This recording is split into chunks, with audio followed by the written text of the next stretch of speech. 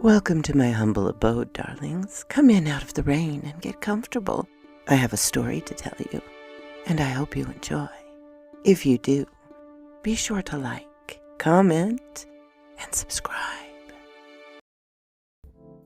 Hello, my darlings. As you can hear, I've come down with a terrible cold, which has made recording another problem for me. So you'll just have to put up with my stuffy nose, I'm afraid. Yesterday, I found a very fun writing prompt, and I shared it on Twitter, and the incomparable Bonnie Quinn answered, and she liked it too, of course.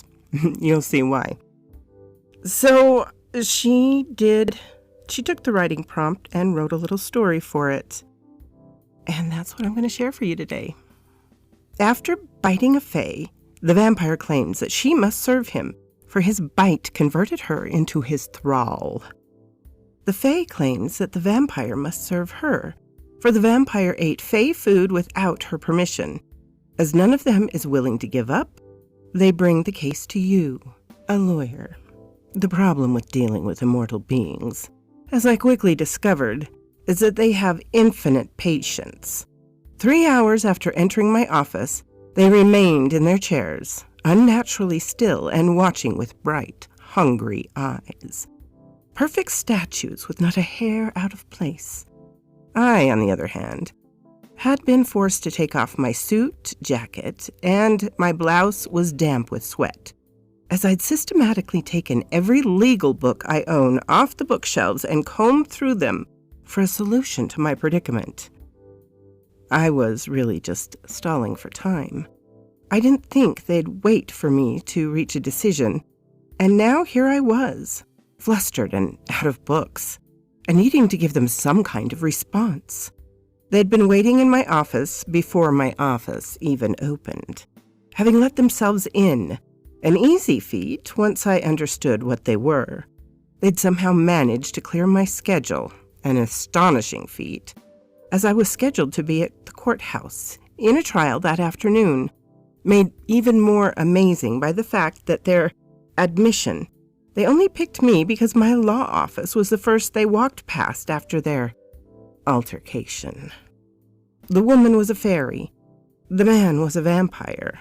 Part of me wondered if I could just resolve this problem by opening the curtains behind me. But I would probably be dead before I even got halfway turned around, if the way the vampire was watching me was any indication. I had the strong suspicion that he was quite hungry, as one bite of the fairy was clearly not enough to slake his thirst. "Okay," I said, sitting down, placing both hands flat on the top of the desk. "I think the closest legal standard that can possibly apply here is custody. However, since neither of you are the dependent of the other—" "She would be, as my thrall," the vampire interrupted. "He would be, as my servant," the fairy said simultaneously.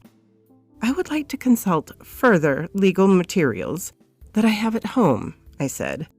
It was best to just plow through things like this, when the client started offering circular arguments. "Fine," the vampire sniffed. "We'll be back first thing tomorrow morning."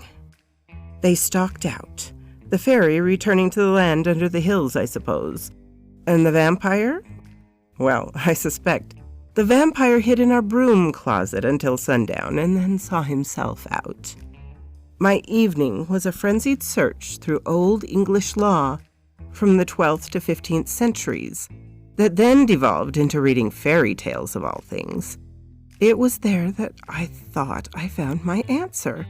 Or at least my sleep-deprived brain thought I found an answer.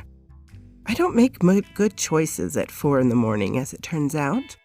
But I arrived at my office before the sun rose, armed with coffee and a lot more courage than I had any right to. The vampire and fairy arrived moments after I entered my office. I sat down, folded my hands before me, and gave them my decision.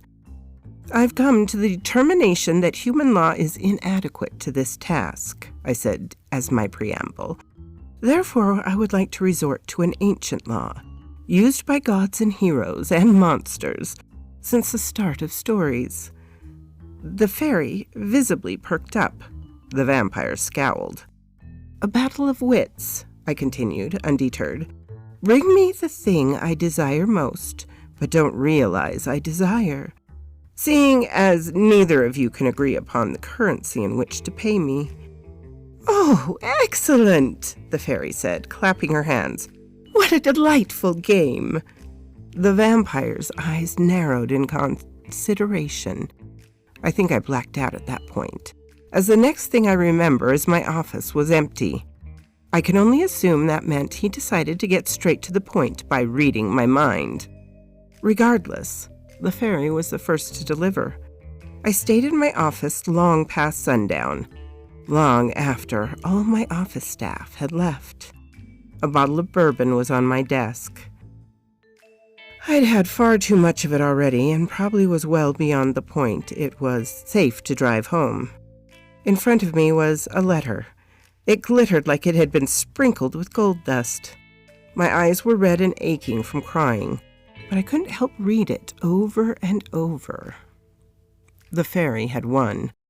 She irrefutably won, and I wished to God and all the powers in heaven and earth that she hadn't. There will be consequences for this, the vampire snarled, throwing the door of my office open. Come to kill me? I asked numbly. Great. Get on with it. His eyes flickered to the letter on my desk, and a small smile curled on his lips. Oh, no. That would be far too merciful.